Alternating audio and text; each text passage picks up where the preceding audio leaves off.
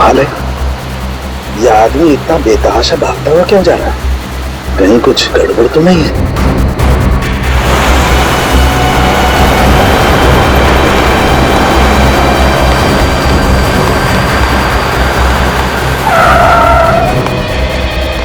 क्या हुआ? सर मेरी मदद कीजिए प्लीज सर, हेल्प कीजिए सर। एक मिनट बताइए क्या हुआ है आपको? बताइए सर प्लीज मेरी मदद कीजिए सर। हाँ मैं मदद करूंगा, लेकिन तुम बताओ तो क्या हुआ तुम्हें? सर अपना फोन दीजिए सर प्लीज। फोन क्यों? सर पुलिस को फोन करना है सर, पुलिस को फोन करना है। पुलिस को क्यों फोन करना चाहते हो? क्या हुआ है तुम्हें बताओ।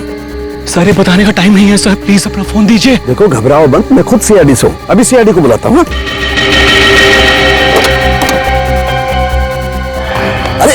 अरे भाग क्यों रहा है? ये सीआईडी का नाम सुनकर के भाग क्यों रहा? कुछ ना कुछ गड़बड़ है, देखना पड़ेगा। अभिजीत फौरन हाईवे पे पहुंचो। हाँ फौरन, देखता हूं। क्या बोला सालुंके साहब ने? फोन करके बोला इस रोड पे आ जाओ, उसके बाद फोन कट गया। काफी परेशान लग रहे थे। इस समय सालुंके साहब के फोन पे लोकेशन कहाँ पे है? सर सालुंके सर का फोन आगे से लेफ्ट में। लेफ्ट।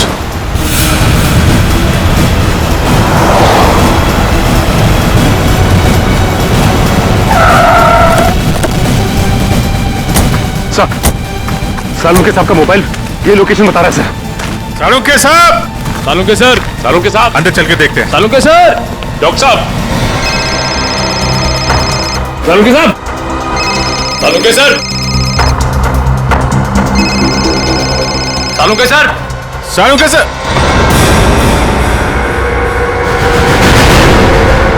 सर?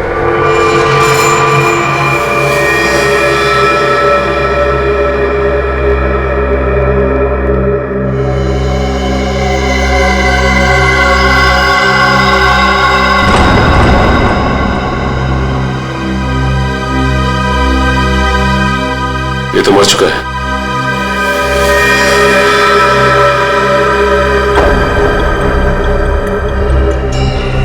ये सीने पे गोली मारी है। सर कपड़े देखकर लगता है जैसे किसी फंक्शन में जा रहा था। सर जेब में कोई आईडी या पर्स वगैरह नहीं है। विक्रम जल्दी से एम्बुलेंस बुला। पर सालुंके साहब का फोन तो यहीं पे बज रहा था ना?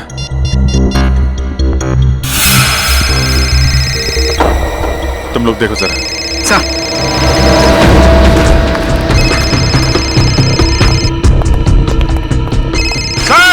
सर!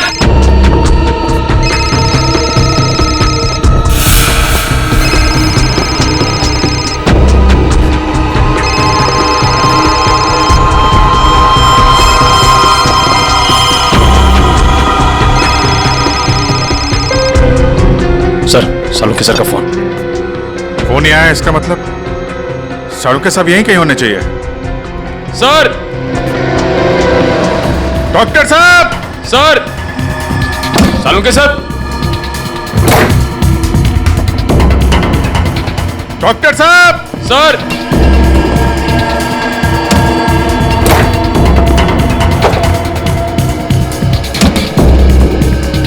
सर!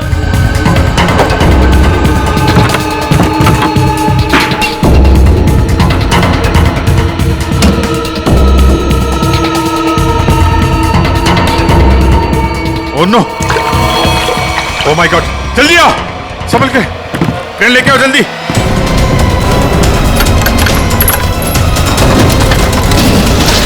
संभल के।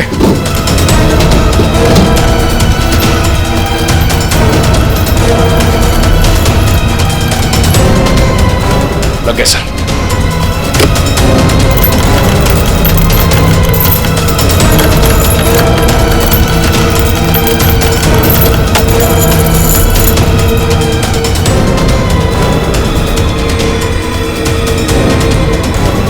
रोको रोको।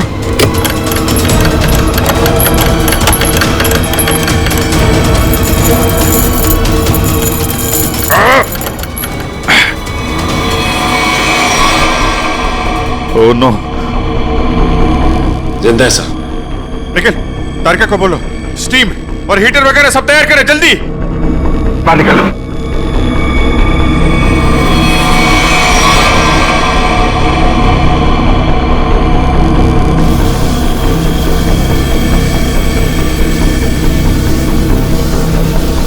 सालुंके साहब, सर सालुंके सर, सालुंके साहब, सर उठिए, सालुंके सर। अभी भी बॉडी बिल्कुल ठंडी है। बॉडी का टेम्परेचर 5 डिग्री। अरे जल्दी करो, नहीं तो सालुंके साहब तो। माय गॉड सर, स्टीम मार मार के रजाई का टेम्परेचर कम से कम 60 से 70 डिग्री सेल्सियस हो गया होगा सर। लेकिन बर्फ में लेटे हुए थे सालुंके साहब, टेम्परेचर नॉर्मल होने में टाइम तो लगेगा ना। सर एक काम करो, यहाँ मुंह पे मारो, इधर इधर। नहीं अभिजीत, मुंह पे नहीं, बहुत दर्द होगा, मुंह जल जाएगा। तारिका, सालुंके साहब सोए हुए हैं, उन्हें क्या पता चलेगा। जल्दी जल्दी।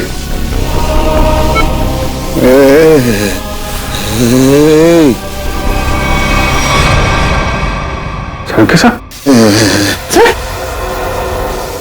सालुंके साहब, आप जिंदा हैं? आई एम सॉरी, मतलब आप ठीक है सर?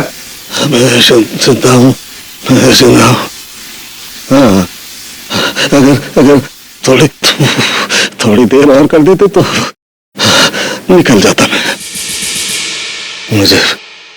मुझे पता ही नहीं चला कि कब उन्होंने घसीट के मुझे बर्फ में डाल दिया। मैं तो ढूंढने के लिए निकला था और तभी मेरी आंखों में गैस का बबूका आया।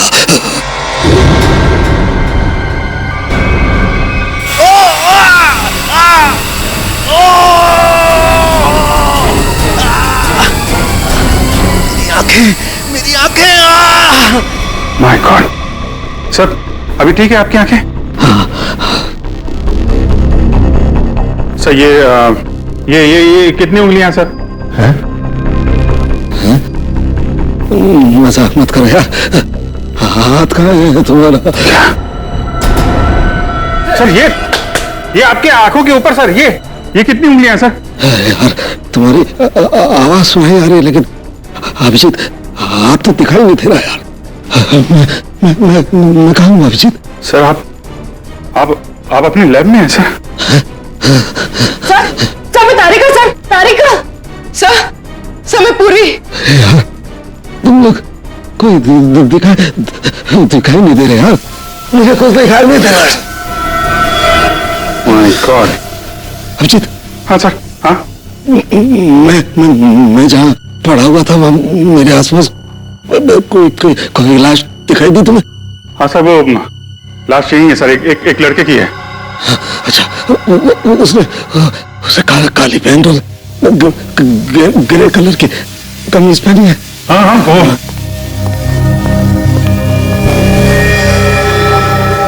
हाँ सर, है वही आदमी है, वही है। लेकिन सर वो वहां पे हुआ क्या था सर?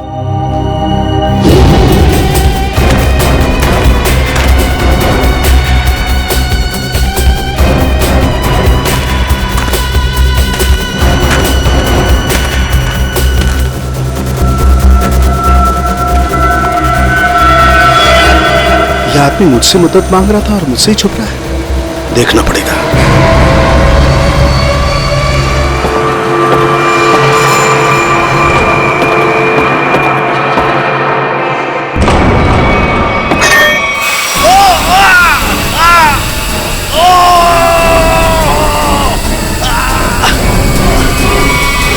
पर मैंने एक औरत के जूतों की आवाज सुनी। औरत के जूते की आवाज? फिर? और तभी मैंने एक गोली के चलने की आवाज सुनी और फिर किसी आदमी के चीखने की आवाज आई। मैं जोर से चिल्लाया, अरे ये क्या कर रहे हो, ये क्या कर रहे हो तुम किसी को मार रहे हो? तभी पता नहीं कहीं से दो आदमी आए और मुझे बर्फ में घसीट के ले गए। तभी मैंने एक गाड़ी के चलने की आवाज सुनी और उसमें कोई कह रहा था कि हाईवे की तरफ ले चलो।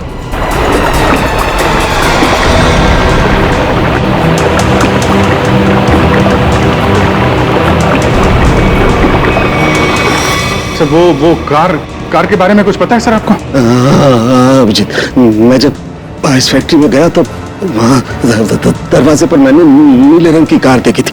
नीले रंग की कार? निखिल, विक्रम, नीली कार हाईवे की तरफ गई है। सभी चेक नाका को इन्फॉर्म करो जल्दी। सचिन, हमें पता लगाना होगा ये आदमी कौन है, क्या कर रहा था वहां, कैसे पहुंचा। तारिका, ध्यान रखो, हम लोग आते हैं। सर मैं आपके लिए एंटीडोट तैयार कर रही हूँ। आपकी आंखें बहुत ही जल्द ठीक हो जाएगी।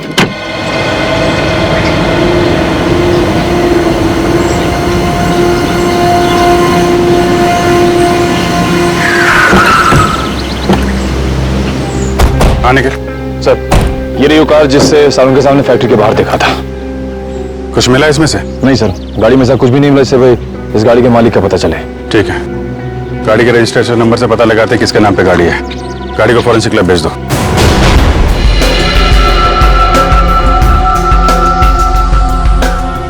सालों के सर के होते हुए भी कोई किसी को मार के भाग गया।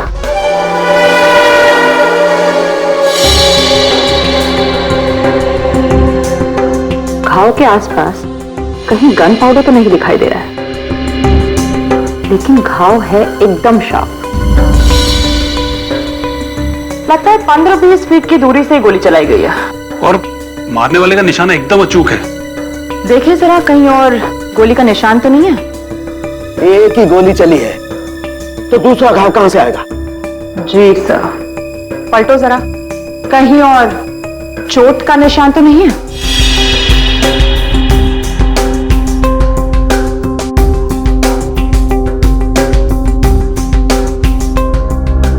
गॉड, माय गॉड, क्या हुआ? सर ये देखिए, एक और गोली लगी है। ये कैसे हो सकता है? नहीं नहीं, ये हो ही नहीं सकता। ये कैसे हो सकता है?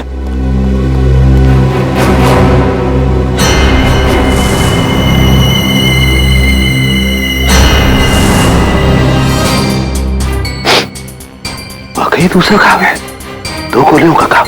ये कैसे हो सकता है? ये हो कैसे सकता है? सर शायद आपको सुनाई ना पड़ा हो, है ना? मतलब तुम्हारा कहने का क्या मतलब है? मुझे सुनाई नहीं दिया है? मैं बहरा हूं है? गैस आंखों की जगह मेरे कानों में भी घुस गई है क्या? सर मैं तो बस ये कह रही थी कि क्या मतलब है तुम्हारे कहने का कि मतलब सालू के बहरा हो गया है, उसे कुछ सुनाई नहीं देता है, ये मतलब है? अरे सर, कभी कभी हड़बड़ाहट में चीजें नहीं सुनाई पड़ती। मतलब तुम्हारे कहने का मतलब है सालू के को गोली चलने की आवाज सुनाई नहीं दी है?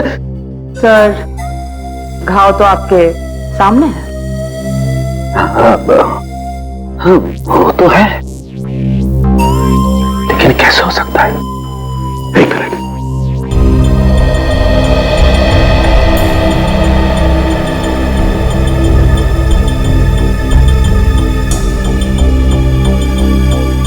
पलटो पलटो जरा, पलटो।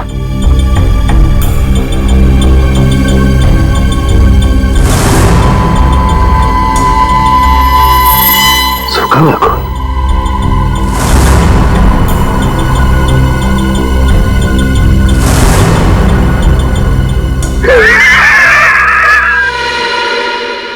सालू के बहरा नहीं हुआ, सालू के बहरा हो ही नहीं सकता है, सालू के बहरा हो ही नहीं सकता है।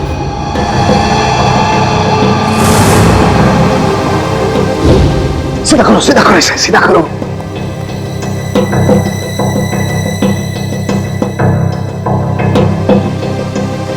अभी पता लगता है, अभी पता लगता है।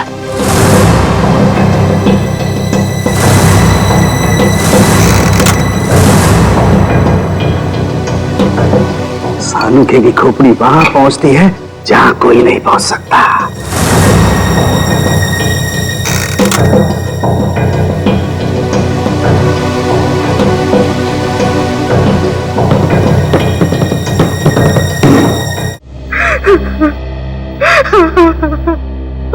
मेरा कपिल तो कहाँ चला गया बेटा? ये भी नहीं सोचा कि तेरी माँ तेरे बगैर कैसे जिएगी। शांत हो जाओ कपिल, किन्ने शांत हो जाओ। अरे खड़े क्या हो यार, पानी लाओ। जी सर।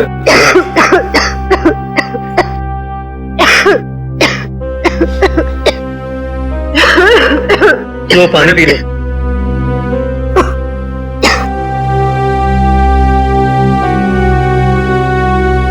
देखिए, हम लोग आपका दुख अच्छी तरह समझते हैं। कपिल का खून हो गया है और नेहा अभी तक गायब है। लेकिन आप लोगों से कुछ जरूरी सवाल पूछने पड़ेंगे जिससे हम लोग खूनी तक पहुंच सकें। एक बात बताइए, कोई शादी से नाराज भी था? आई मीन, कोई ऐसा है जो नहीं चाहता था कि ये शादी हो?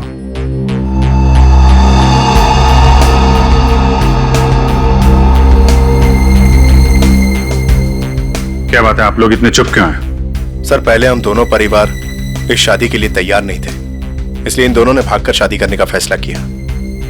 जब हमें पता चला कि नेहा हमारे बगैर खुद ही शादी कर लेगी, तो मजबूरन हमें इस शादी के लिए राजी होना पड़ा। हमारे पास कोई दूसरा रास्ता भी तो नहीं था। देखिए, मैं तो अभी भी तैयार नहीं, लेकिन जब नेहा के दिमाग में भूसा भरा पड़ा है तो हम भी क्या कर सकते हैं? आप नेहा के मामा होके भी इस तरह की बातें करते हैं? हाँ? जब लड़का लड़की राजी थे, दोनों बालिग थे, तो क्या एतराज है आप लोगों को? नाक नहीं कट जाती हमारी समाज में, लेकिन हमने नेहा के लिए वो भी मंजूर कर लिया। हमारे समाज में आज तक किसी लड़की ने अपना दूल्हा खुद नहीं ढूंढा है, लेकिन हम लोग मान गए, इसलिए हमने दोनों को लॉन में बुलाया शादी के लिए। लेकिन न नेहा और कपिल दोनों ही नहीं आए। प्लीज आप मत रोइए, प्लीज। टीना, तुम तो नेहा की दोस्त हो, और तुम्हें उसने कभी कुछ इस बारे में बताया? नहीं सर, मुझे कुछ नहीं पता। अच्छा, कमाल है। अब क्या करें सर? सारों के सामने नेहा को आखिरी बार फैक्ट्री में देखा था। आई मीन, सुना था।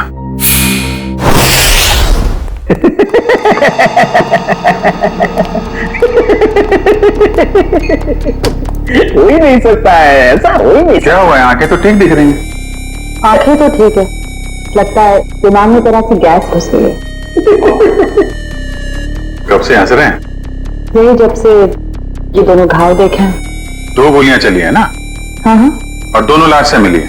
हाँ सर, 2 गोलियां मिली हैं, 1.38 mm की है और दूसरी 1 मिनट, 0.38 ना? दूसरी 0.32 mm। और ये दोनों गोलियां मैंने और वैभव ने निकाली है। हाँ तो ठीक है, कौन सी तोप चला दी? नहीं, गोली आप लोग निकालेंगे नहीं तो क्या हम निकालेंगे? फिर ऐसे लालू की खोपड़ी में कोई सन्नाटा नहीं होता। काफी गहरा धक्का लगा लगता है। हाँ, जब से ये दूसरा घाव देखा है, तब से ऐसे पागलों की तरह हंसते ही जा रहे हैं। अब वो तो हो गई, इन्होंने 1 गोली सुनी है और यहाँ 2 गोलियां चली हैं। कभी जी 1 गोली चली है, 1। सर, 2 गोलियां मिली हैं, 2 घाव हैं बॉडी पे। आपसे सुनने नहीं, मेरे सुनने में कोई गलती नहीं हुई है।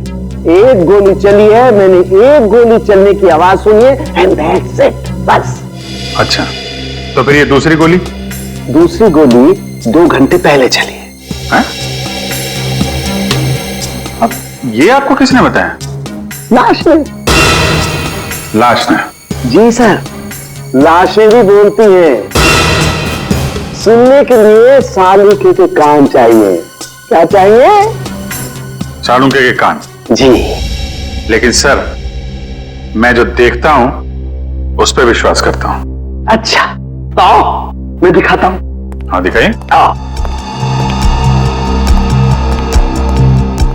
ये देखो भाई साहब, गोली लगी, घाव हुआ, खून बाहर निकला और जम गया। अरे सर, तो कौन सी बड़ी बात है?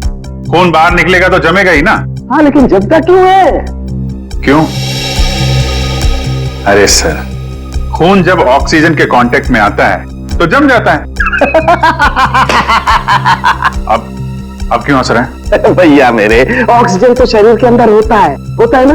फेफड़ों में ऑक्सीजन होता है ना, तो फिर शरीर के अंदर खून क्यों नहीं जमता? क्यों नहीं जमता?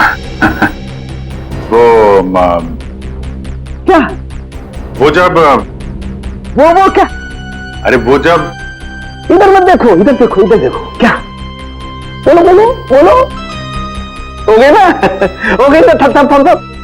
भाई साहब, खून में बहुत सारे लाखों प्लेटलेट्स होते हैं जो शरीर के अंदर दौड़ते रहते हैं। सिपाही की तरह से। और जैसे ही उन्हें पता लगता है कि शरीर के अंदर घाव हो गया, ये दौड़ पड़ते हैं उस घाव को बचाने के लिए और खून के साथ बाहर निकलते हैं। और जैसे ही ये खून के साथ प्लेटलेट्स बाहर निकलते हैं, ये ऑक्सीजन जो हवा में होती है उसकी वजह से चिपकने जैसा पदार्थ बन करके घाव पर चिपक जाते हैं। हाँ वो, लेकिन इसके बाद एक और प्रोसेस शुरू होता है, उसे कहते हैं थ्रोम्बिन। हाँ वो ठीक है सर। वो मैं बात कर रहा था सर, वो दो गोली की। जी मैं भी बात कर रहा हूँ 2 गोली लगने की।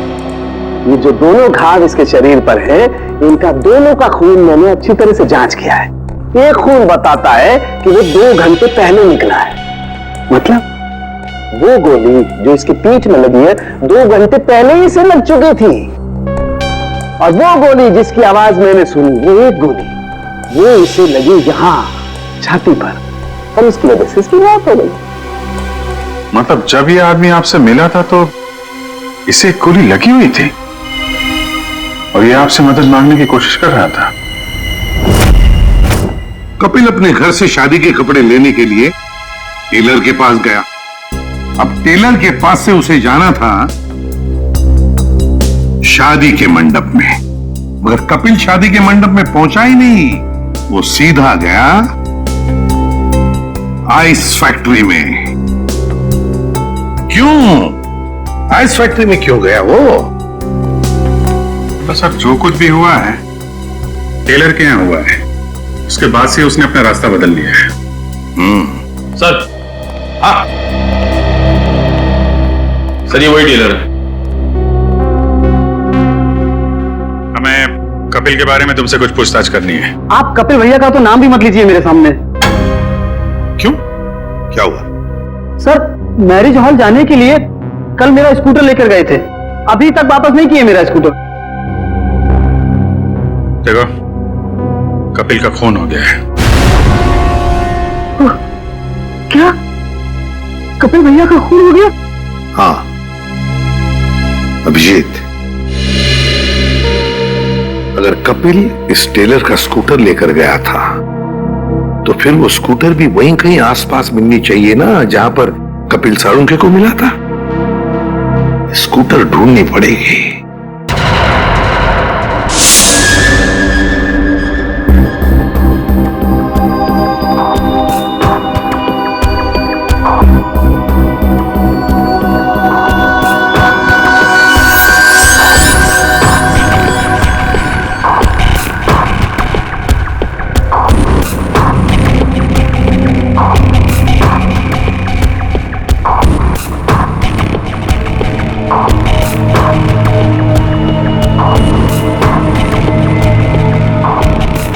लगता है गाय का गोबर है ये।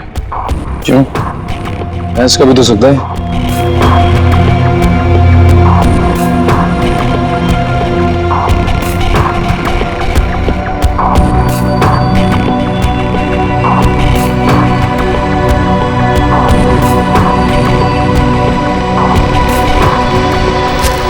तारिका, वो गाड़ी में कुछ ऐसा मिला जिससे उस लड़की के बारे में पता लगाया जा सके?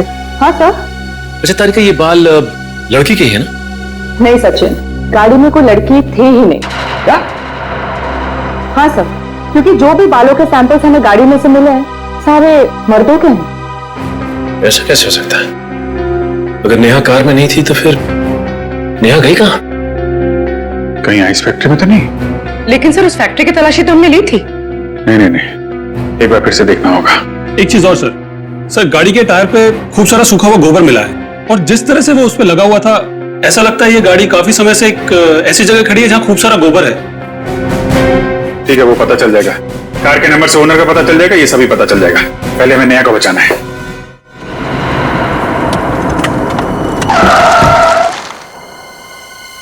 पूरी फैक्ट्री अच्छी तरीके से चेक कर लो, नेहा यहीं कहीं होगी।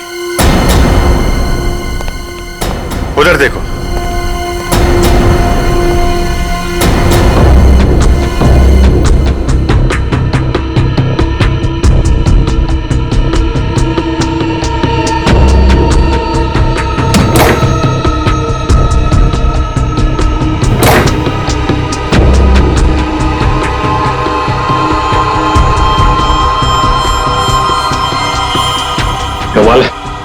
यहाँ तो नेहा दिखाई नहीं दे रही और उसे साथ में भी नहीं ले गया कोई।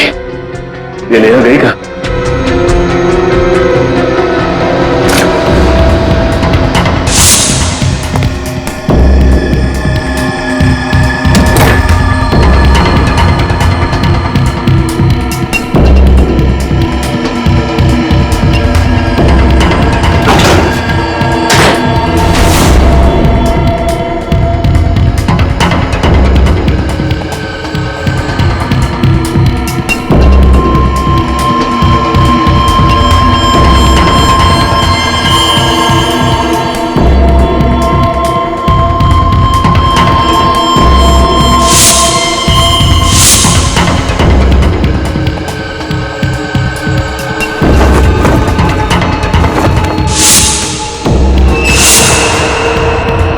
सचिन, सब लोग इधर आओ जल्दी।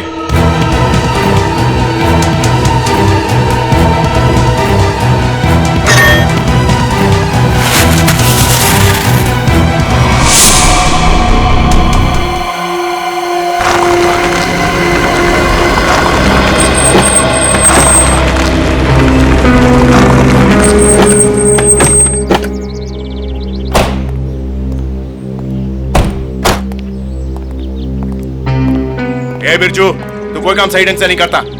सही ढंग से काम किया कर। जा काम कर अपना। चल जा। काम चोर कहीं का। अरे भाई साहब, ये तबेला आपका है?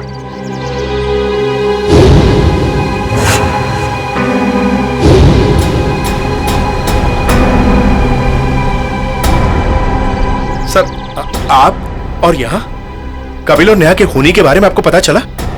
हाँ मामा जी। कौन है वो? किसने मारा मेरी भांजी को? तुमने। मैंने? क्या बात कर रहे हैं आप? मैं अपनी भांजी को क्यों मारूंगा? ठीक है, आपने नहीं मारा, अपने गुंडों से मरवा। हाँ? सर, नरक में भी जगह नहीं मिलेगी मुझे। तो फिर आपकी नीले रंग की गाड़ी आइस फैक्ट्री में कैसे पहुंची? नीली गाड़ी? अरे पोपट, इधर आ।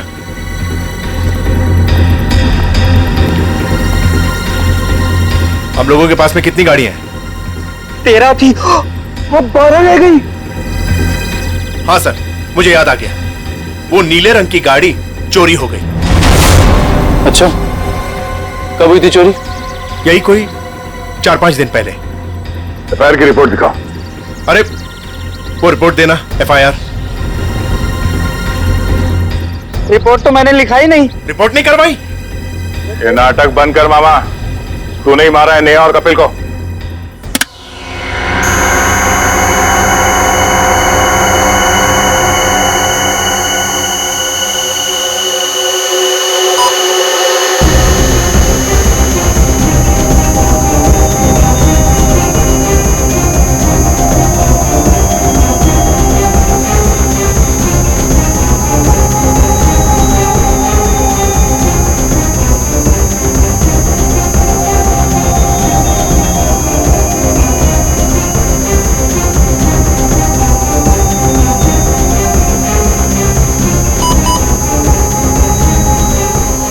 लाश लड़की की है तो साफ दिखाई दे रहा है। मुझे एक बात और दिखाई दे रही है। ऐसा क्या है जो तुम्हें दिखाई दे रहा है मुझे दिखाई नहीं दे रहा? वो ये सर कि आपकी आंखें बिल्कुल ठीक हो गई हैं। लड़की की लाश आपको लड़की की लाश दिखाई दे रही है। हो गया? हो गया। हो गया।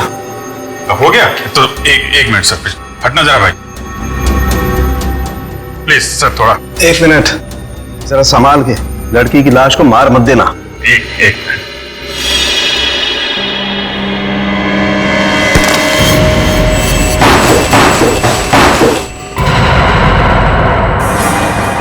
ये तो नेहा है। लेकिन सर, इसे कब मारा होगा? मुझे लगता है इस फैक्ट्री में ही खून कर दिया इसका, और वहीं पे बर्फ में जमा दिया। लड़का लड़की दोनों का खून कर दिया सर। पर सर, कौन कर सकता है ये? इनके परिवार वाले तो शादी के लिए मान गए थे। नहीं, माने नहीं होंगे। मानने का नाटक किया होगा दुनिया को दिखाने के लिए कि देखो हम लोग तैयार हैं शादी करवाने के लिए, और अंदर ही अंदर आग, बदले की आग। दूसरी बिरादरी का लड़का हमारी लड़की से कैसे शादी कर सकता है? दूसरी बिरादरी की लड़की हमारी दुल्हन कैसे बन सकती है? ये शादी हो ही नहीं सकती। सर कहीं ये ऑनर किलिंग का चक्कर तो नहीं है? जो भी है, छोड़ेंगे नहीं खोनी को।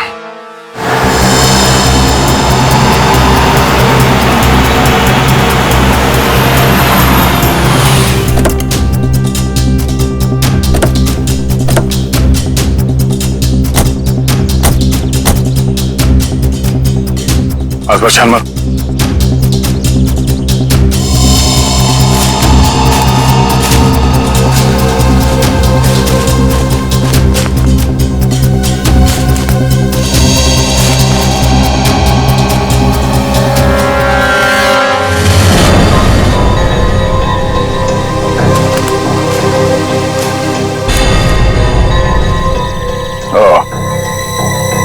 तो ये है उस टेलर की स्कूटी जिसे कपिल लेकर गया था।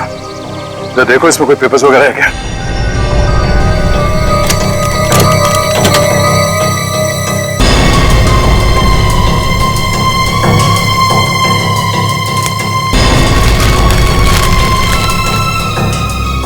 सत्तन के ये स्कूटर उसी टेलर की है।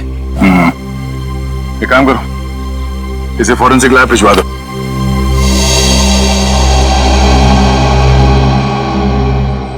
आपका 30 तंदूरी है, 7 पालक पनीर, 4 जीरा राइस।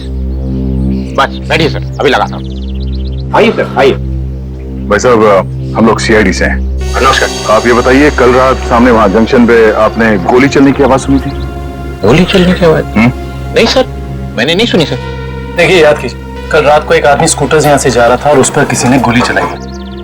ये तो मेरे को नहीं मालूम सर, पर कल शाम को एक कस्टमर वहां बैठा था, वो बोल रहा था कि जंक्शन पे 2 आदमी लड़ रहे थे। 2 आदमी लड़ रहे थे? कौन है ये कस्टमर? सर वो रोज शाम को यहाँ खाना खाने के लिए आता है। मेरे पास उसका मोबाइल नंबर है सर। ये है सर उसका मोबाइल नंबर। ठीक है, इसे फोन करके ब्यूरो में बुलाओ। इस फोटो में जो आदमी है, इसे गौर से देखो। याद करो कि इससे पहले कभी देखा है? हाईवे पे क्या हुआ, कुछ याद है आपको? हाँ सर, ये आदमी दूसरे एक आदमी का गला दबा रहा था। कौन? क्यों मारना चाहते हो मुझे? कहाँ निया?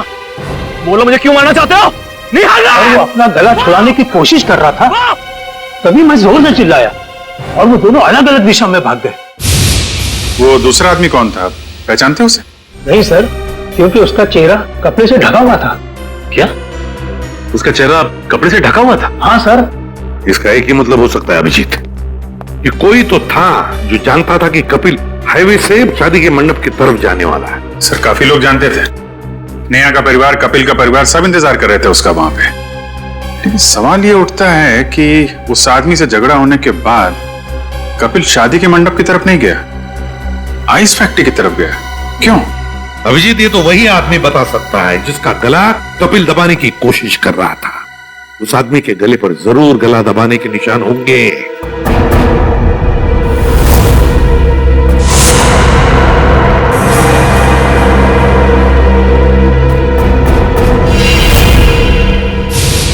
शायद मैं इस आदमी को जानता।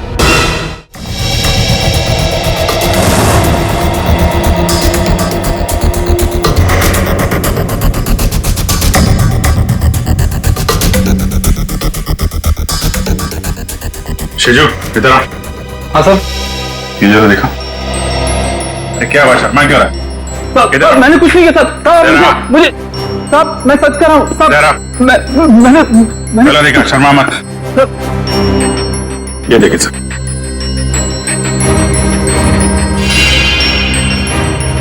तुम्हारे गर्दन पर खरोंच कैसे? वो रात को सोते समय गले पे छछूंदर चढ़ गया था, उसी से निशान हो गया सर।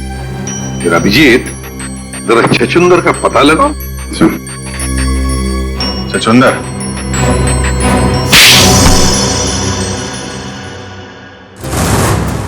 बताओ शिजू, क्यों मारा तुमने कपिल और नेहा को? साहब, मैंने सिर्फ कपिल पर गोली चलाई थी, नेहा को मैंने नहीं मारा था साहब। वो तो कपिल ने मुझे पहचान लिया था और कपिल मेरा गला दबाकर पूछने लगा कि बता नेहा कहाँ है। तो साहब, मैंने बता दिया कि नेहा आइस फैक्ट्री में। लेकिन मारा क्यों कपिल को? साहब वो मामा जी ने कहा था साहब।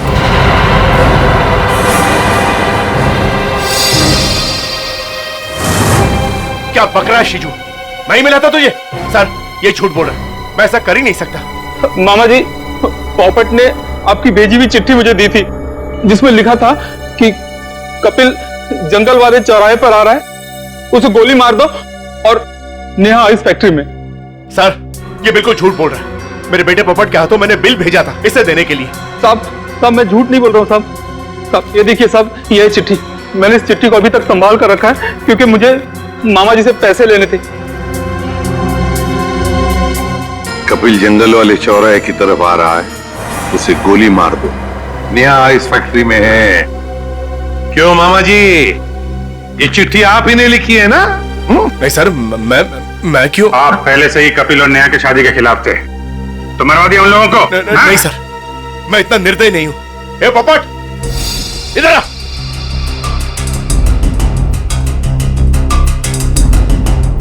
मैंने तेरे हाथ में एक बिल दिया था इसे देने के लिए, तो इसके पास ये चिट्ठी कहां से आई?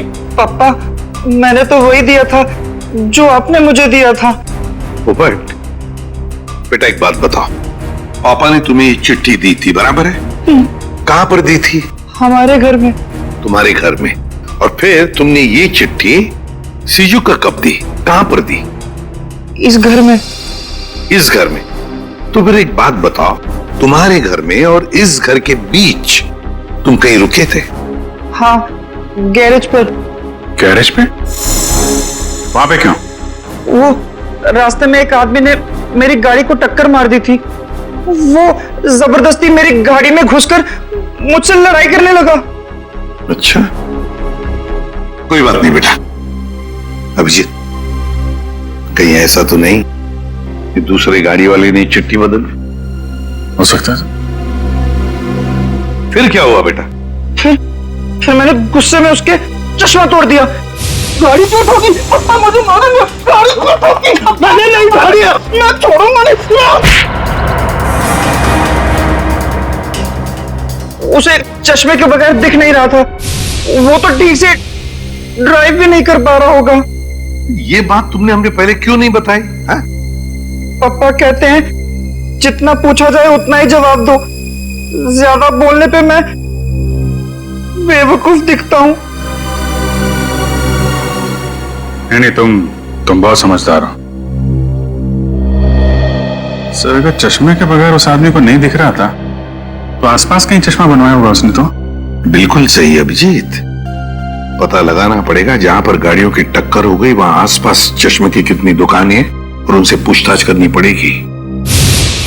सारी दुकानें देख ली लेकिन अब तक उसका कोई पता नहीं चला। चलो यहां भी देख लेते हैं।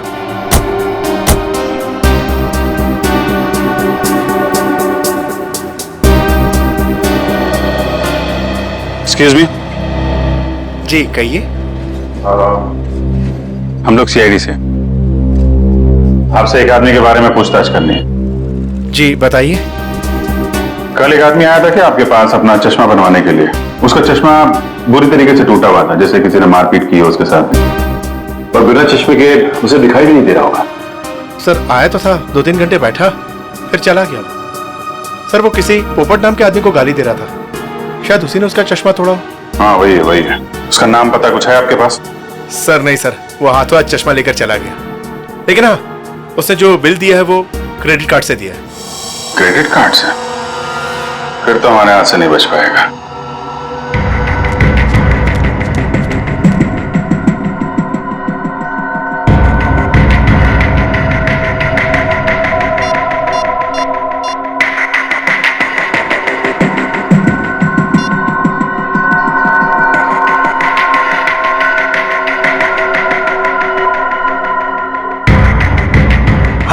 हेलो, सीआईडी को मेरे बारे में पता चल गया है। हाँ ठीक है, मैं डॉक्टर सालुंखे को किसी भी तरह से इस फैक्ट्री में बुलाता हूं मैं।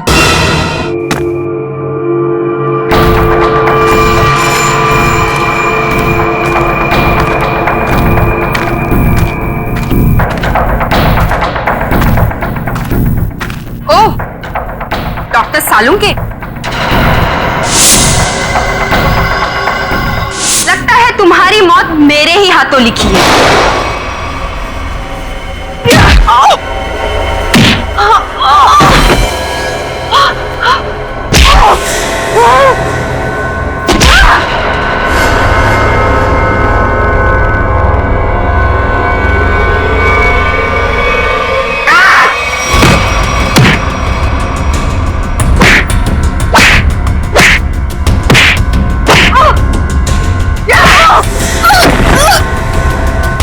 उठ, उठ। तेरा ठिकाना अब जेल में है।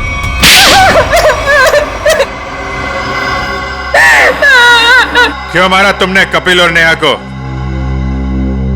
नफरत करती थी मैं नेहा से और कपिल से बहुत प्यार करती थी, लेकिन उस नेहा की वजह से कपिल ने मुझ पर कभी ध्यान नहीं दिया। और इसीलिए तुमने उन दोनों को मारने का फैसला कर लिया? हाँ, मैंने नेहा को उसकी ड्रेस ट्राई करने के लिए अपने बुटीक में बुलवाया।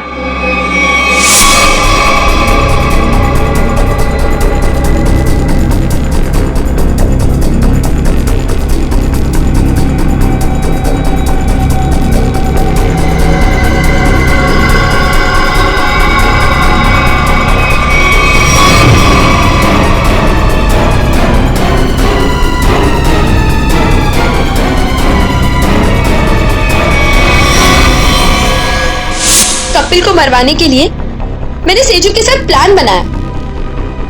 सेजू ने उसकी पीठ पर गोली चलाई, कपिल बच गया, इसलिए मुझे यहाँ खुद फैक्ट्री में आके कपिल को मारना पड़ा।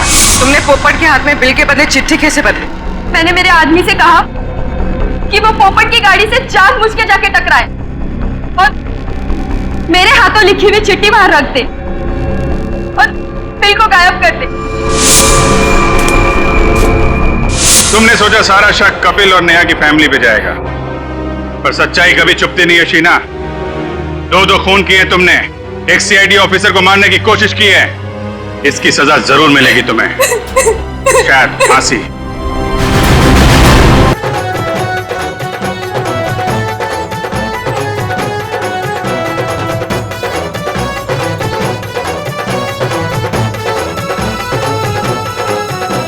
किशोर, तुम ठीक तो हो ना? हाँ, मैं ठीक हूँ। अरे अरे क्या हुआ तुझे? अब तक तो मंडप तक नहीं पहुंचा और तेरे पैर पहले से लड़खड़ाने लगे।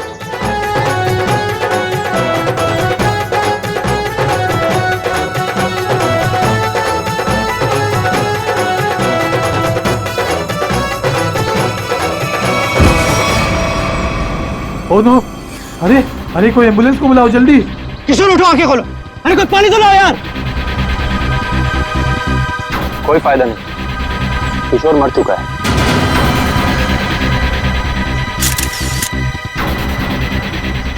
शादी की बारात में दूल्हे की मौत है? कैसे हुआ ये सब? है? तुम लोग थे ना यहाँ पे?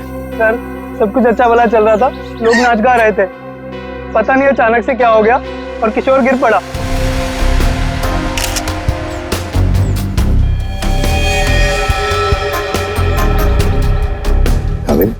देख रहे हो ना, आंखों के नीचे सब पीला हुआ है।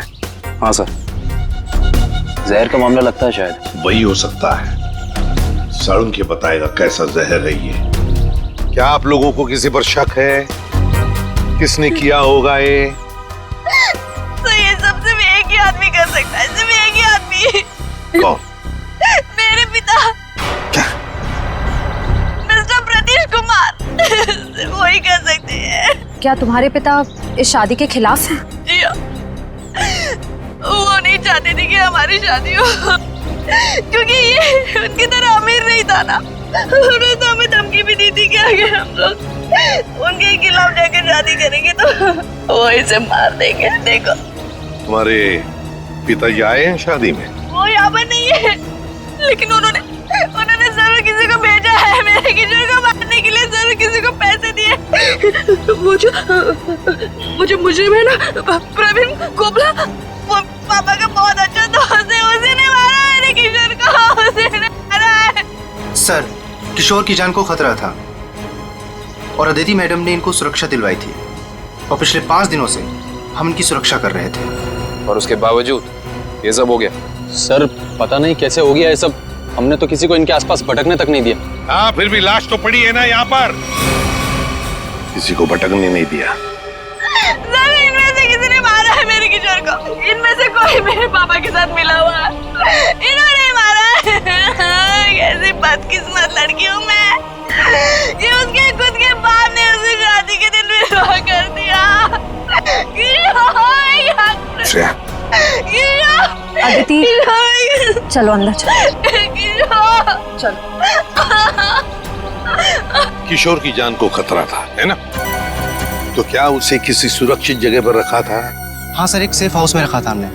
तो वहाँ पे आप लोग यानी सिक्योरिटी थी किशोर के साथ? जी सर, हमने इन्हें कभी अकेला नहीं छोड़ा। कहाँ पर रखा था किशोर को? कामिल, घर का कोना कोना छान मारो। सर। हाँ, देख, तुम कौन हो? सर ये घर की देखभाल के लिए। तुम्हारी टीम का आदमी है ये? हाँ सर, ये हमारी टीम का आदमी है। अच्छा सर। हाँ सर, वो देखिए सीसीटीवी कैमरा, कोई भी अजनबी घर के अंदर नहीं घुस सकता।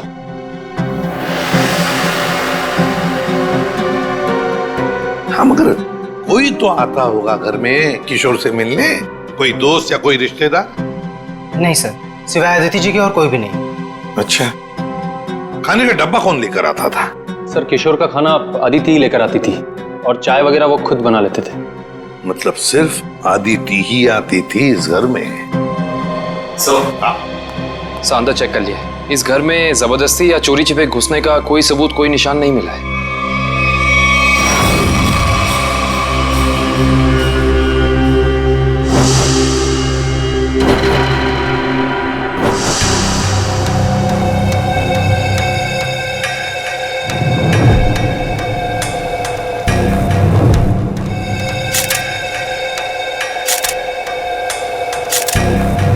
सर, ये किशोर के बाल इतने आसानी से हाथ में आ गए? हाँ तारिका, ये बालों का आसानी से हाथ में आ जाना, इसके आंखों के नीचे पीलापन, नाक में से खून बहना, होंठ सफेद हो जाना, गला सूज जाना, ये सब के सब एक ही बात की तरफ इशारा कर रहे हैं कि इसे ऑल्सो बैक्स्टर नाम के जहर से मारा गया। मतलब रेडिएशन पॉइजनिंग? बिल्कुल बिल्कुल तारिका, इसके शरीर में विकिरण द्वारा जहर पैदा किया गया है, ऑल्सो बैक्स्टर से। सारे सिम्टम्स उसी तरफ इशारा कर रहे हैं। सर, ये रेडिएशन का हम पे तो कोई असर नहीं होगा ना? नहीं तारिका, घबरा मत। इस जहर का असर तभी होता है जब किसी खाने या पीने की चीज के साथ ये जहर शरीर के अंदर जाए, अदरवाइज नहीं। तुम एक काम करो, तुम टेस्ट की तैयारी शुरू करो, तब तक मैं प्रद्युमन को बोल देता हूँ कि वो गीगर काउंटर का इंतजाम कर ले। हाँ, गीगर काउंटर मतलब? तारिका, गीगर काउंटर एक ऐसा यंत्र होता है जिससे एसीपी प्रद्युमन ये पता लगा सकेंगे कि उस सेफ हाउस में जहां पर इसे रखा गया था वहां पर ये ऑल्सो बैक्स्टर नाम के जहर का रेडिएशन है या नहीं, और अगर है तो कितना है। Okay sir, sure. Correct, ready है? ऑल्सो बैक्स्टर जहर, पता चल जाएगा ये जहर किशोर के शरीर के अंदर गया कहां से। ये हमारा डिवाइस अल्फा पार्टिकल रेडिएशन ये बता देगा। बारीक से बारीक चीज को भी चेक करो, देखो रेडिएशन मिलता है क्या। यस सर, करण।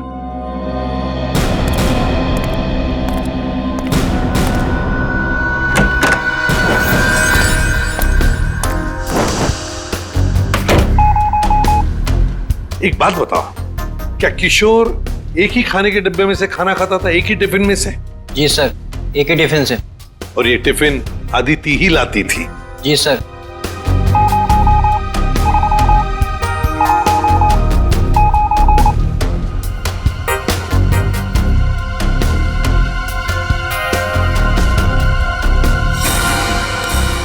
सर, हाँ, पूरा किचन चेक कर लिया सर, ये रेडिएशन कहीं भी नहीं मिला। कहीं पर भी कोई भी रेडिएशन नहीं? No sir.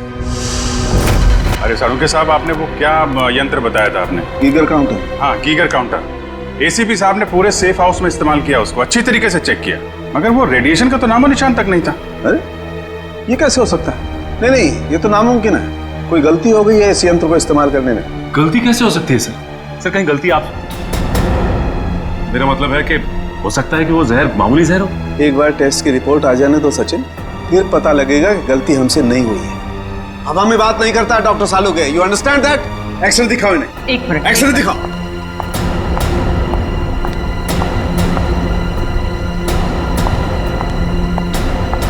ये देखो, ये निशान देख रहे हो पेट में? हाँ, ये कोई काली सी चीज है। और ये काली चीज क्या है इसका पता इसकी ऑटोप्सी के बाद लगेगा, लेकिन मेरा दिमाग कहता है कि इस काली चीज का बहुत बड़ा हाथ है इस आदमी की मौत में।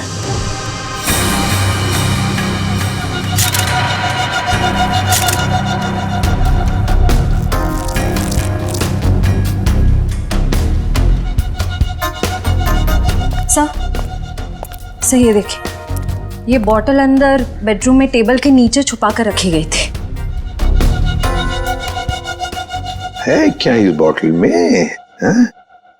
काविन सर, काम करो, चेक करो इसे, देखो इसमें रेडिएशन मिलता है क्या, पता तो चले जहर है भी या नहीं।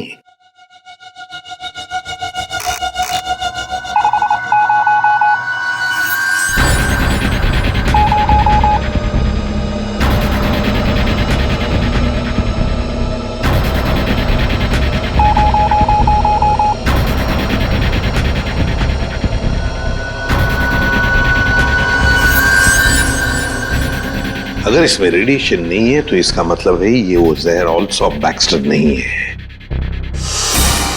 तो तुम लोग जानते हो क्या चीज है ये? नहीं सर। नहीं सर, इसके बारे में हम लोग कुछ नहीं जानते।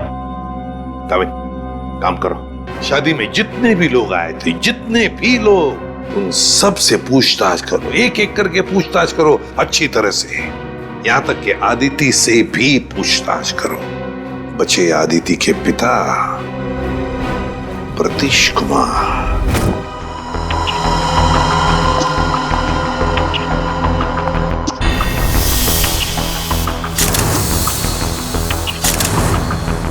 माय गॉड, पेट में बाल। अब तो समझो इस किशोर की मौत की गुत्थी सुलझ ही गई। वो कैसे सर? बताता हूं, तुम एक काम करो, पहले इन बालों को अच्छी तरह से साफ कर लो। क्या डॉक्टर साहब, बोला था ना आपसे गलती हो रही है। ये मिला एसीपी साहब को सेफ हाउस में, ये मामूली जहर है, इसमें कोई रेडिएशन वेडिएशन नहीं है। अरे फिर वही बात। भाई साहब, आपकी जानकारी के लिए बता दूं, हमसे कभी कोई गलती होती नहीं है। किशोर की मौत की वजह ऑल्सो बैक्स्टर नाम का जहर ही है। सर, जिद की भी एक हद होती है। अगर ये किशोर ऑल्सो बैक्स्टर से मरा है तो आपका वो जो यंत्र था, वो गीगर काउंटर, उसने इसमें रेडिएशन क्यों नहीं पकड़ा? इसमें रेडिएशन हो भी नहीं सकता है, क्योंकि भाई साहब जहर इसमें नहीं है, जहर यहाँ है इसके पेट में। इसके पेट में बाल थे, उसमें जहर। बाल में जहर? हाँ, तुम याद है ना इसके पेट का एक्सरे दिखाया था तुम्हें, उसमें एक काली सी चीज थी। हाँ, वो काली सी चीज दरअसल इसके पेट में बालों का एक गुच्छा था, और उन बालों के गुच्छे में ऑल्सो बैक्स्टर नाम का जहर था, जिसकी वजह से इसकी मौत हुई। सर, सब कुछ समझ में नहीं आ रहा है। हाँ, कोई बाल कैसे खा सकता है? गलती से पेट में चले गए, और वैसे भी इसके बाल झड़ रहे थे ना। नहीं सचिन, वो बाल किशोर के नहीं है, वो बाल किसी और के हैं।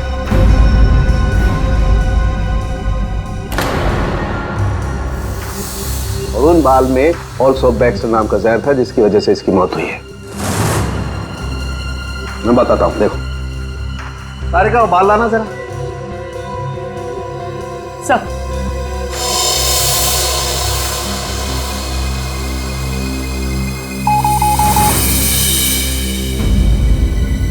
देखा, बाल में जहर है। एक मिनट। तो आप ये कहना चाहते हैं कि किशोर शिकार हुआ किसी और के सिर के बाल से, जो उसके पेट में गया, और चूंकि बाल जहरीला था इसलिए मर गया बेचारा ये। एग्जैक्टली। तो फिर उस आदमी के शरीर में भी तो जहर होगा जिसका ये बाल है। यकीनन।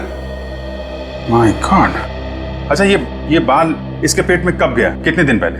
लगभग 7-8 दिन पहले। मतलब उसे प्रोटेक्शन मिलने से पहले? मैं बताता हूँ डिटेल में, आओ।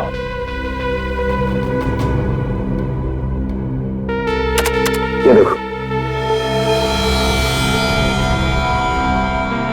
ये बाल किशोर के शरीर में जाकर के पेट में अटक गया, और क्योंकि इस बाल में ऑल्सो बैक्स्टर नाम का जहर था तो पूरा जहरीला रेडिएशन इसके शरीर में फैल गया।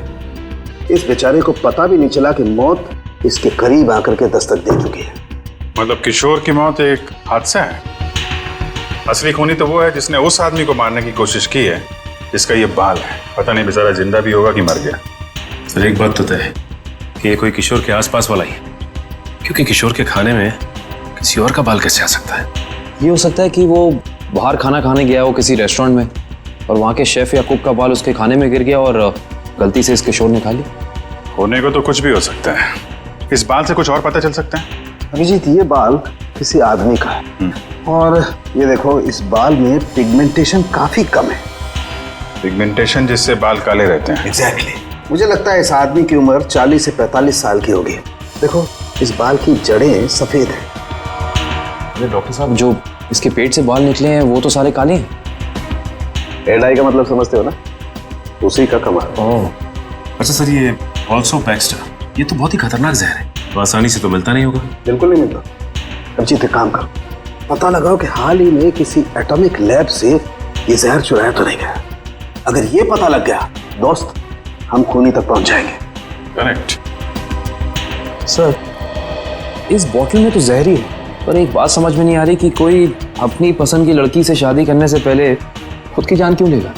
हो सकता है कि किशोर डरा हो इस बात को लेके कि कहीं अदिति के पिता के गुंडे उसे पकड़ न ले, और उसने ये सोचा हो कि क्यों ना जहर खाकर खुद में अपनी जान दे दे। सोचने वाली बात यह है कि किशोर के पेट में बाल गया 1 हफ्ते पहले, जब वो अपने पुराने घर में था। तो हमारी अगली मंजिल है किशोर का पुराना घर। अच्छी तरह से तलाशी लो घर की, देखो क्या मिलता है।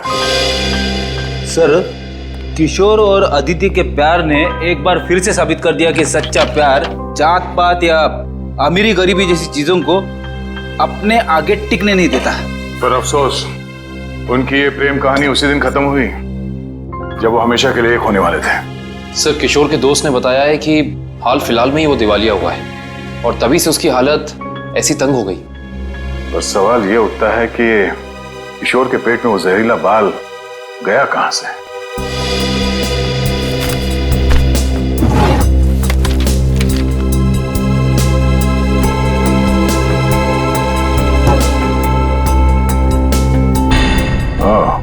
Termination letter. इस किशोर को नौकरी से निकाला गया था MLM एंटरप्राइजेस प्राइवेट लिमिटेड। ये तो अदिति के पिता की कंपनी है।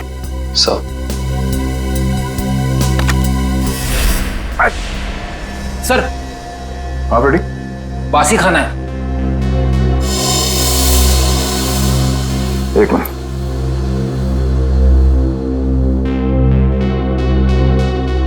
इसमें कहीं बाल तो नहीं दिख रहा। जरा घर का राशन चेक करो।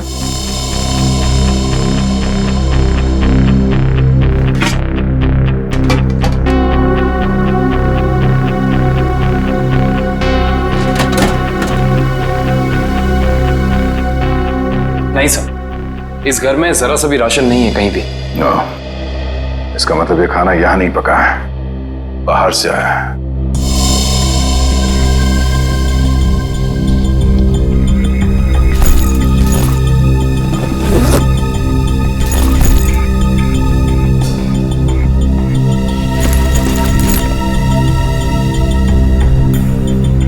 बस टिकट्स, ये तो 1 हफ्ते पहले के टिकट्स हैं। ये किशोर तिलक नगर जाता था, मतलब उसी समय जब उसके शरीर में वो जहर चला गया। अगर सर जब किशोर के पास कोई नौकरी नहीं थी तो ये रोज तिलक नगर करने क्या जाता था? ये तो वहीं जाने के बाद पता चलेगा। तिलक नगर में। Sir, Tilak Nagar bus stop तो आ गए, अब यहाँ से कहाँ जाए? फोटो दिखाए था लोगों को किशोर की? नहीं, उसकी जरूरत नहीं पड़ेगी। वो देखो, LP चैरिटेबल ट्रस्ट, यहाँ जरूरतमंद लोगों के लिए मुफ्त में खाना और कपड़े दिए जाता है। हो सकता है ये किशोर भी यहीं पे आया होगा। तो किशोर के शरीर में वो जहर गया है, तो यहाँ आने वाले दूसरे लोगों के शरीर में भी गया होगा। चलो अंदर चल के पूछताछ करते हैं।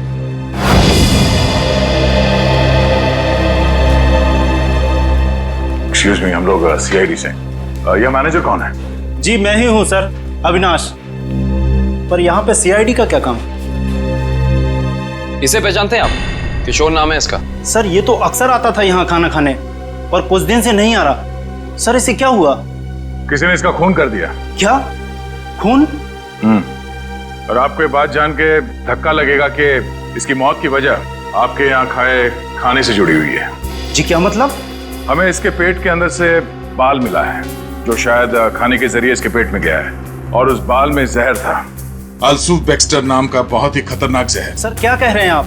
हम तो बहुत सावधानी बरतते हैं लोगों को खाना देने से पहले। ये हमारा बावर्ची है, इससे आप पूछ सकते हैं। अब ये बताइए कि किसी और ने भी शिकायत की थी खाने में बाल होने की? हाँ सर, कुछ शिकायतें आई तो हैं। साहब मैंने पूरी सब्जी फेंक दी थी जिसमें बाल निकले। पर किशोर को कैसे पता नहीं चला कि उसके खाने में बाल है? वो इसलिए क्योंकि उसकी आंखें बहुत कमजोर थी, बहुत हाई पावर का चश्मा पहनता था, और शायद उस दिन उसने वो चश्मा ना पहना हो। अच्छा, इन साहब के अलावा कोई और भी खाना बनाता है यहाँ पे? सर कोई एक हो तो मैं बताऊं। यहाँ तो कई लोग आते हैं दिलों में भावनाएं लेकर, और खाना पकाने में हमारी मदद करते हैं। तो जो लोग अक्सर आते हैं खाना बनाने के लिए, उनका कोई रजिस्टर, कोई लिस्ट होगा ना? एक मिनट सर।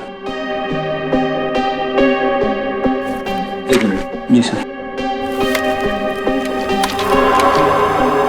सर इसमें तो 70-75 लोगों के नाम है। कैसे पता चलेगा कि किशोर के खाने में किसका बाल गया था? याद है ना डॉक्टर सालुंके ने क्या कहा था? उस आदमी की उम्र 45-50 साल है और वो बालों को डाई करता है। 45-50 साल और बालों को डाई करता है? और शायद उसकी तबीयत भी अभी खराब होगी क्योंकि उसके बालों में जहर है, तो वो जहर उसके शरीर में फैल गया होगा। हाँ साहब, वो शायद रमेश जी ही होंगे, इसलिए कि जो आप उम्र बता रहे हो ये उनकी थी। और साहब वो भी बाल रंगते थे, और करीब करीब साहब वो 1 हफ्ते से यहाँ आए भी नहीं। रमेश? हाँ सर। जरा उसका एड्रेस देना हमें।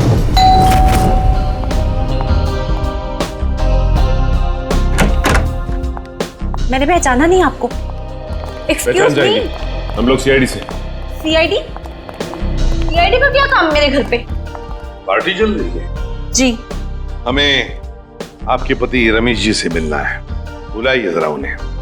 अफसोस, आपने आने में थोड़ी देर कर दी। 4 दिन पहले ही उनकी मौत हुई है। क्या? जी।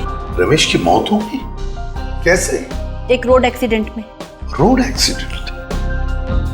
आपके पति की मौत हो चुकी है और आप यहाँ जश्न मना रही हैं। किसी के जाने से जिंदगी तो नहीं रुकती, जाने वाला चला गया। सुन लिया? सही है। ये मौत हुई कैसे? इसमें भी रमेश की गलती थी। गाड़ी चलाते चलाते सो गया। वो कहते हैं ना, नजर हटी दुर्घटना घटी। सर ये एक्सीडेंट जहर की वजह से ही हुआ होगा। क्या बात है अलीशा? सीआईडी यहाँ क्यों? रमेश की मौत की पूछताछ करने आए हैं। आपकी तारीफ? ये मेरे दोस्त हैं राहुल। अरे छोड़िए ना ऑफिसर, जो चले गए उन्हें क्या याद करना। आइए आप लोग भी हमारे साथ पार्टी एंजॉय करिए। ज्यादा बात मत करना, समझे? यहाँ एक मौत की पूछताछ हो रही है, समझे आप? इनके पति रमेश की मौत हुई है जहर से। हमें तो शक होने लगा है कि रमेश को जहर तुमने ही दिया होगा, और शायद उसमें इनकी मदद ली होगी आपने। आप मुझ पर शक कर रहे हैं? जी हाँ। कुछ कहना है आपको? हमें रमेश के डीएनए सैंपल्स लेने अभी इसी वक्त। आपने आने में देर कर दी है। अफसोस, अब तो उनकी अस्थियां भी बहा दी है मैंने। लेकिन कुछ तो होगा घर पे, उनका ब्रश, उनकी कंघी वगैरह। आप कल नहीं आ सकते? आप क्यों मेहमानों के सामने बेइज्जती कर रहे हैं?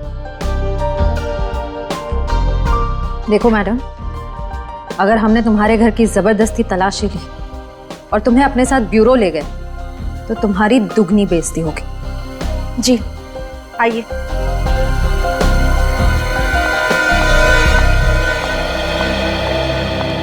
ये रहा रमेश का ड्रेसिंग टेबल और ये रहा उसका कॉम।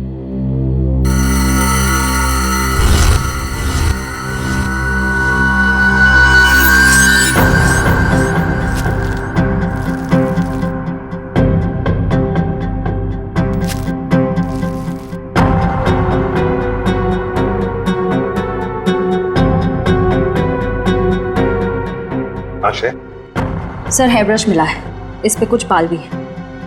ये ID. RAC nuclear research centre. Alisha ji, आप आरएससी न्यूक्लियर रिसर्च सेंटर में काम करती हैं? जी हाँ। अच्छा सर, ये ऑल्सो बैक्स्टर, ये तो बहुत ही खतरनाक जहर है, तो आसानी से तो मिलता नहीं होगा। बिल्कुल नहीं मिलता। अभिजीत एक काम करो, पता लगाओ कि हाल ही में किसी एटॉमिक लैब से ये जहर चुराया था। सर सालुंके साहब ने रिसर्च सेंटर के बारे में बताया था, याद है? आलिशा जी, ऑल्सो बैक्स्टर, ये जहर ऑल्सो बैक्स्टर जिसकी वजह से आपके पति रमेश जी की मौत हो गई, वो अक्सर वहीं पे पाया जाता है जहां पर यूरेनियम कोर या फिर न्यूक्लियर रिएक्टर होते हैं। कह दीजिए अपने मेहमानों को, या आपके लिए ये पार्टी खत्म। भाई हो सकता है आप लोगों को जानकर दुख हो, लेकिन अनीशा खूनी नहीं है। और इतने यकीन से कहने की वजह? क्योंकि रमेश का खून हुआ ही नहीं है, वो बेचारा तो वाकई एक्सीडेंट में मारा गया। लेकिन उस लिस्ट में सर 40-45 साल का यही एक आदमी था, रमेश। क्योंकि उस वक्त मुझे ये मालूम नहीं था कि पिगमेंटेशन की वजह जहर नहीं है, उम्र नहीं है, बल्कि पिगमेंटेशन की वजह है ड्रग्स और केमिकल्स। अब ये नया चक्कर क्या है सालुंके साहब? सचिन, दरअसल इस आदमी की उम्र थी सिर्फ 30 साल की, लेकिन क्योंकि वो ड्रग्स लेता था इसलिए उसका शरीर और उसके बाल ज्यादा बूढ़े हो गए थे, और उसके शरीर में पिगमेंटेशन इतना कम था कि 30 साल के होने के बावजूद वो लगता था 40-45 साल का। इस ड्रग के इस्तेमाल से इंसान को हेलुसिनेशन होने लगते हैं और कभी कभी उसके अंग कांपने लगते हैं। तो खूनी कोई 30 साल का आदमी है जिसके हाथ कांपते हैं। सर वो चैरिटेबल ट्रस्ट के लॉगबुक में भी एक आदमी की लिखाई ऐसी थी, बिल्कुल टेढ़ी, ऐसा लगता था कि लिखते वक्त उसके हाथ जरूर कांपते होंगे। नाम याद है उसका? एक मिनट। जी सर।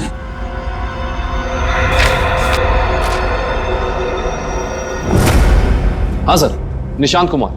निशांत कुमार, पता लगाओ इस निशांत कुमार का एड्रेस। बताइए सर, हम सबको यहाँ क्यों इकट्ठा किया है? कुछ पता चला मेरे बेटे निशांत का? नहीं माजी, अभी तक नहीं, पर हमें शक है कि निशांत पे किसी जहर का असर हुआ है। क्या? वहाँ संभालिए अपने आप को। आपको इस बात का पता कैसे चला? हमने कहा ना, हमें शक है, यकीन नहीं है। आप ये बताइए, ये निशांत है कहाँ? जी वो 4 दिन पहले दिल्ली के लिए निकले थे, वहाँ से उनका एसएमएस आया कि वो सही सलामत दिल्ली पहुँच गए हैं। उसके बाद से उनसे कोई संपर्क नहीं हो पाया। क्या वो एसएमएस हम देख सकते हैं प्लीज?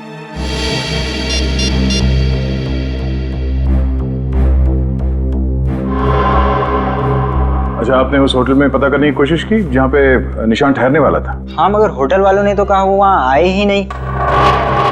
हमने एयरलाइंस में भी पता किया, लेकिन वहाँ से पता चला कि उन्होंने कोई फ्लाइट पकड़ी ही नहीं। मतलब निशांत दिल्ली गया ही नहीं, झूठ बोला उसने आप लोगों से? मुझे तो कुछ भी समझ नहीं आ रहा है कि ये सब हो क्या रहा है। संभालो अपने आप।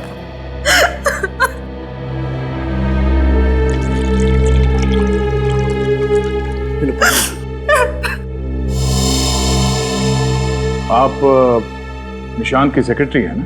जी सर, मैं उनकी सेक्रेटरी सूजी हूँ। उसने अपने शेड्यूल में कहीं लिखा था कि वो दिल्ली जाने वाला था? नहीं तो। सर, निशान ने ऐसा पहले कभी किया है? सर वो आप कुछ कहना चाहती हैं? नहीं नहीं। निशांत के साथ एयरपोर्ट कौन गया था उसे छोड़ने के लिए? उसने प्राइवेट टैक्सी मंगाई थी, वो मिला भी था मुझे घर के बाहर। मुझे तो बड़ा ठीक ठाक लग रहा था। मतलब एयरपोर्ट पे गया था निशांत टैक्सी में बैठकर, मगर उसने फ्लाइट नहीं पकड़ी, वहां से कहीं चला गया। पता करना पड़ेगा एयरपोर्ट से ये निशांत गायब कहाँ हो गया। कविन, उस दिन निशांत कहाँ घूम रहा था जीपीएस सिस्टम में पता चला? यस सर, ये देखिए सर। पहले बांद्रा की तरफ गया, फिर उल्टी दिशा में विले पार्ले, और उसके बाद दादर। सर ये निशांत हमसे झूठ कह रहा था कि वो दिल्ली जा रहा है, बल्कि सच ये है कि वो शहर के अलग अलग हिस्सों में देखा गया। ये देखिए, यहाँ पे ऊपर नीचे घूम रहा है। उसका आखिरी लोकेशन तो विरार के आगे दिखा रहा है। शहर के बाहरी इलाके में। ये निशांत के दिमाग में जरूर कुछ ना कुछ खिचड़ी पक रही थी। सर हो सकता है निशांत को जहर भी इसी खिचड़ी की वजह से दिया गया हो। उसे जहर दिया किसने और क्यों दिया, ये तो विरार वाली आखिरी लोकेशन में जाने के बाद ही पता चलेगा।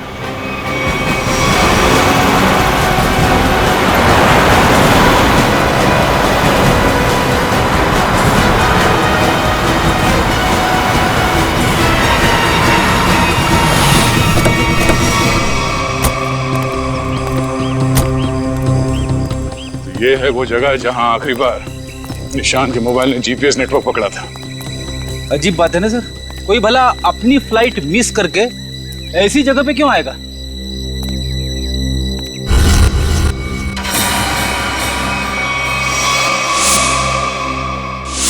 यहाँ तो नहीं, बाल क्यों है? सर जरूर यहाँ कुछ हुआ है। सर यहाँ ये मिट्टी बता रही है कि यहाँ पे हाल फिलहाल में खुदाई हुई है।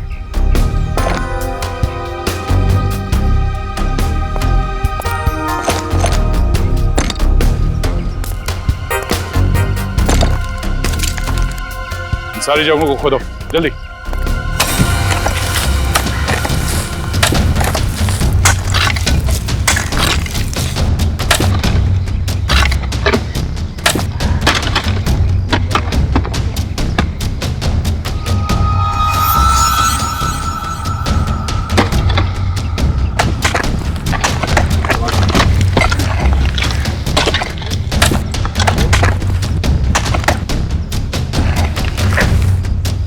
मिला? सर यहाँ पे तो कुछ दिख नहीं रहा है। सर यहाँ पर कुछ नहीं है। इधर भी नहीं है सर। चलो एक काम करो, इस घर के अंदर जाओ और तलाशी लो, देखो कुछ मिलता है क्या। जी सर। बड़े कमाल की बात है, इतनी ज्यादा जगह खुदा है पर खुदाई के अंदर कुछ भी नहीं मिला।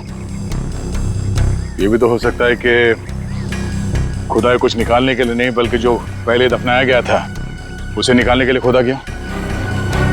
सर हाँ, ये देखिए घर के अंदर से क्या मिला सर।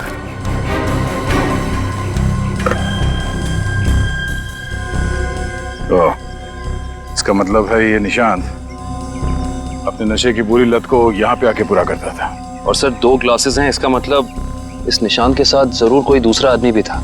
हाँ वही होगा जिसने निशांत को जहर दिया। सर आप रेडी? ये देखिए यहाँ पे किसी का हाथ है। ये देखिए। मिट्टी हटाओ।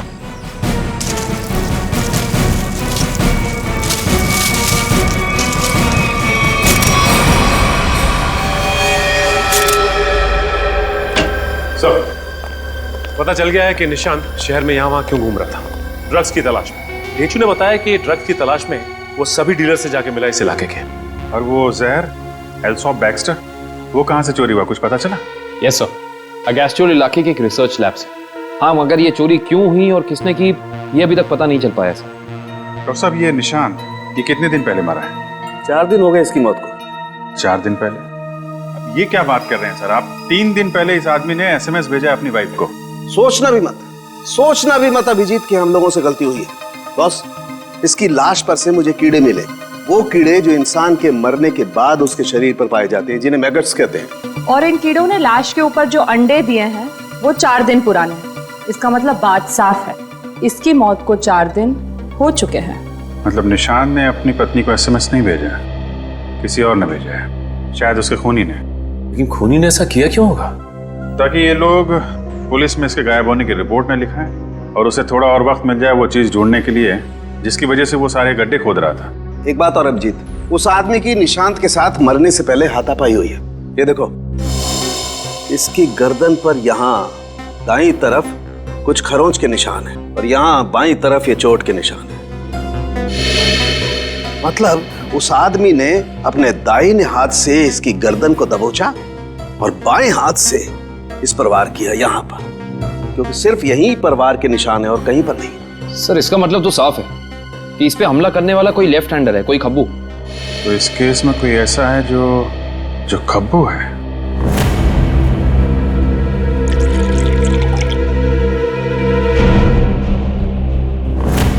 सर दीपक। दीपक? निशांत का दोस्त? हाँ वही दीपक। दोस्त नहीं, दुश्मन। पता लगाओ दीपक कहाँ मिलेगा अभी। सर ये दीपक बहुत चालाक निकला। वो जानता था सीआईडी उसके घर तक पहुंच जाएगी, इसलिए पहले ही भाग निकला। भाग के जाएगा कहाँ? पकड़ा जाएगा। ये जीपीएस सिग्नल आया? यस सर, सामंत नगर दिखा रहा है। सामंत नगर? वो तो यहाँ पास में ही है। सर वो सिग्नल यही हमारे आसपास दिखा रहा है, हमारी तरफ ही आ रहा है सर, लगभग 500 मीटर की दूरी पे। चलो बहुत अच्छी बात है, उसका यही इंतजार करते हैं। Yes sir. कहाँ है लोकेशन? ये क्या सर? सर उसका सिग्नल गायब हो गया सर, अभी तक था अब नहीं है। ये टैप खराब हो गया क्या? जल्दी से कुछ करो वरना दीपक हमारे हाथ से निकल जाएगा। आ गया सर, पर कुछ अलग है सर। ये सिग्नल अब बता रहा है कि उसने T2 सिग्नल क्रॉस कर लिया। T2 नाका? पर वो तो सड़क के उस तरफ 1 किलोमीटर दूर है, पीछे की तरफ। मुझे तो लगता है दीपक ने किसी आत्मा से लिफ्ट ले ली होगी और उसकी अदृश्य गाड़ी में बैठकर गायब हो गया होगा। ओह, अब समझ में आया। वो यहाँ से सबवे से उस तरफ गया, वहां से शायद किसी बाइक या टैक्सी रिक्शा में बैठ के T2 नाका पहुंच गया। चलो T2 नाका पहुंचते हैं।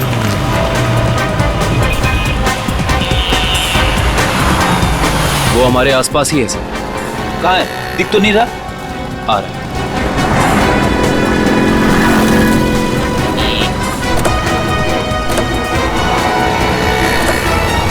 कहीं जाने की जल्दी है? कहाँ जा रहे हो? सर आप लोग? हाँ? कहीं नहीं, घर जा रहा हूँ। बैग में क्या? बैग में कुछ नहीं है सर। खोलो। सर कपड़े हैं सर। बैग खोल। दिखा। सर कुछ नहीं है बैग में सर। सर कपड़े ऐसे होते हैं?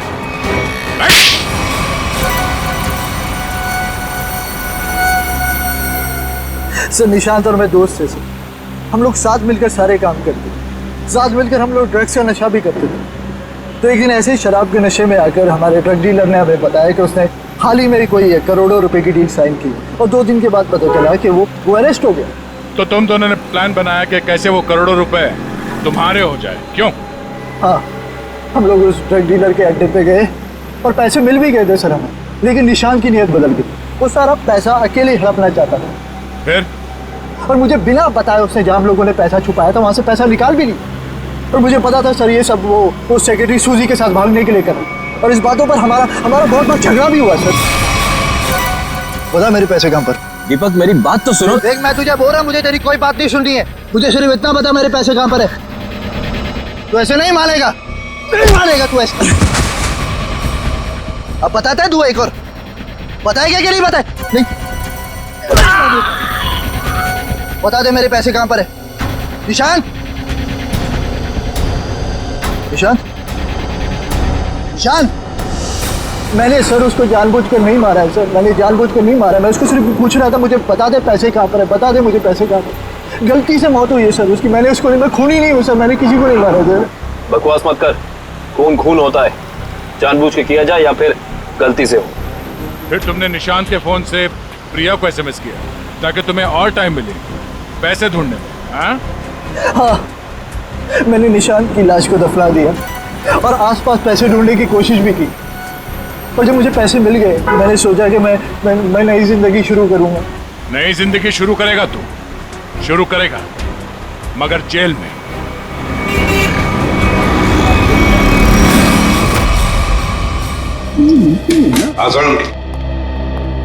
बस पहेली तो और उलझ गई है। यार सालुंखे, तू सिर्फ पहेलियां उलझाता रहे, बता कुछ भी मत। बता तो सही, मिला क्या है? हेलो बॉस, ऑल्सो बैक्स्टर जहर 3-4 दिन में अपना असर कर देता है। 3-4 दिन लेने में इंसान की मौत हो जाती है, लेकिन निशांत को यह जहर इतनी कम मात्रा में दिया गया कि उसकी मौत इतनी जल्दी नहीं हो सकती। हाँ सर, इसे तकरीबन 20 दिनों तक ये जहर दिया जा रहा था, वो भी बिल्कुल कम मात्रा में, ताकि जब वो मरे तब उसकी बॉडी में यह जहर डिटेक्ट ही ना हो। और हमने उस ड्रग डीलर को पकड़ा है 1 हफ्ते पहले, तो कहीं ऐसा तो नहीं कि इस निशांत की मौत के पीछे दीपक के अलावा कोई और ही है? हो सकता है, और ये और कोई कौन है इसका पता देगा हमें एक बार। आओ बस।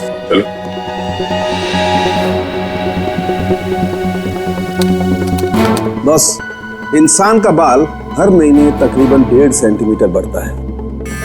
जिस दिन इस निशांत को जहर दिया गया, इस जहर ने बाल पर अपना निशान छोड़ दिया। ये देखो, ये डॉट। और हर रोज निशांत को एक निश्चित मात्रा में जहर दिया गया और हर रोज उस जहर ने अपना निशान बाल पर छोड़ दिया, सिवाय ये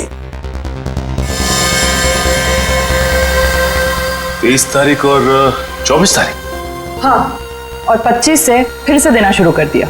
सर, अब 23 और 24 तारीख को निशांत का पूरा परिवार शहर से बाहर गया था। हाँ श्रेया, 23 और 24 को निशांत का पूरा परिवार शहर से बाहर गया था। निशांत शहर में ही था और निशांत को 23 और 24 को जहर नहीं दिया गया था। इसका एक ही मतलब हो सकता है कि निशांत को जहर देने वाला उसके परिवार का ही कोई है। लेकिन सर, निशांत के परिवार में तो बहुत सारे लोग हैं, उन्हीं तक पहुंचेंगे कैसे? सचिन, अब खूनी के पास हम नहीं जाएंगे, वो खुद हमारे पास आएगा। सर, आपको कुछ पता चला कि निशांत का खून किसने किया है? हाँ, पता चल गया है और वो मुजरिम यही है, इस कमरे में हमारे बीच। क्या यहाँ पे कौन है वो? मुजरिम अपने आप को बहुत होशियार समझता है। वो ये भूल गया कि सीआईडी के सामने अच्छे अच्छों की होशियारी खुश हो जाती है। निशांत की मौत की वजह है वो दौलत जो निशांत और दीपक ने मिलकर चुराई थी। तो क्या दीपक ने निशांत को मारा है? निशांत को एक ऐसे चालाक दिमाग ने मारा है जिसे लगता है कि उसका भोला चेहरा उसे बचा लेगा, और वो शातिर दिमाग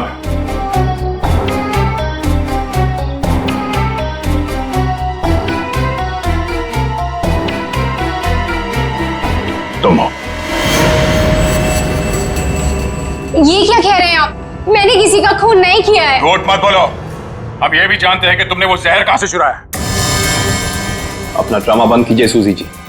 जहां निशांत मारा गया, हमें वहां से आपके बाल मिले हैं। जरूर कोई मुझे फंसाने की कोशिश कर रहा है। मैं निर्दोष हूँ। दिव्या, गिरफ्तार कर लो इसे। छोड़ दीजिए मुझे, मैंने कुछ नहीं किया। इसे सजा कानून नहीं, इसे एक पत्नी देगी। मैं छोड़ूंगी नहीं इसे। दिव्या, इसे सजा अदालत ही देगा। अब तो आप लोगों को पता चल गया होगा कि सीआईडी और फॉरेंसिक साइंस के सामने कोई मुजरिम छुप नहीं सकता। हमारे पास फॉरेंसिक लैब में वो डीएनए सैंपल है। कल उस डीएनए सैंपल के टेस्ट के बाद पता चल जाएगा कि वो मुजरिम सूजी ही है।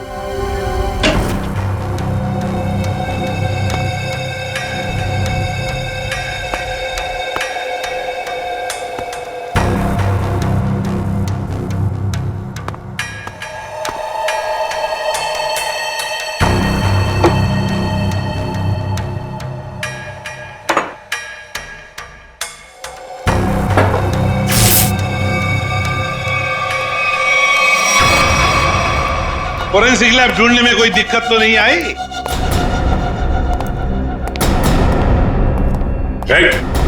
भागने की कोशिश भी मत करना। तुम्हें क्या लगा ये बच्चों का खेल है?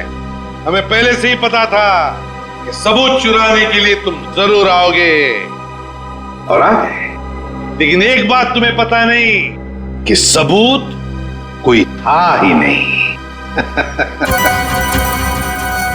मुंह दिखाई हो जाए सर इनकी। नेकी और पूछ-पूछ।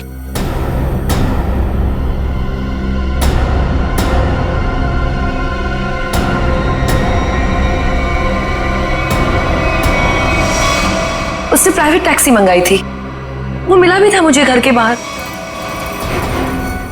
शीतल, शीतल तुम? सीआईडी को मारना तेरे बस की बात नहीं है।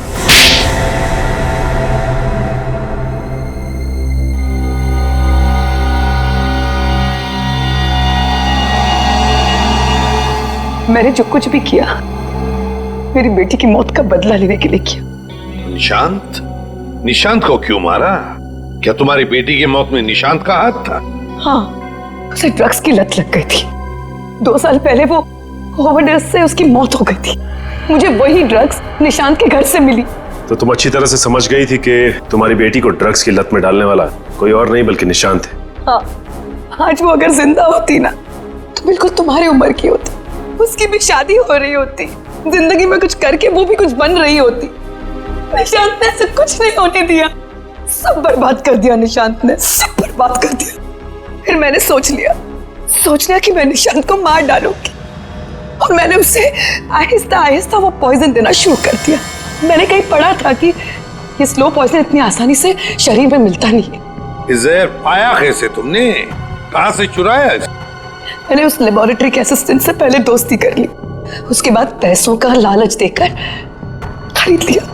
बहुत गलत किया तुमने शीतल। तुम्हारी बेटी के साथ जो कुछ भी हुआ सही नहीं हुआ, हमें अफसोस है उस बात का, लेकिन इसका मतलब ये नहीं कि तुम कानून को अपने हाथ में लो। हमारी मदद ले सकती थी तुम। तुम्हारे ऐसे करने से 2 मासूम लोगों की जानें चली गई। कानून तुम्हें कभी माफ नहीं करेगा, तुम्हें कड़ी से कड़ी सजा होगी, शायद फांसी। इस तरह के और भी एपिसोड देखने के लिए हमारे चैनल को सब्सक्राइब करें और बेल आइकन दबाना ना भूलें।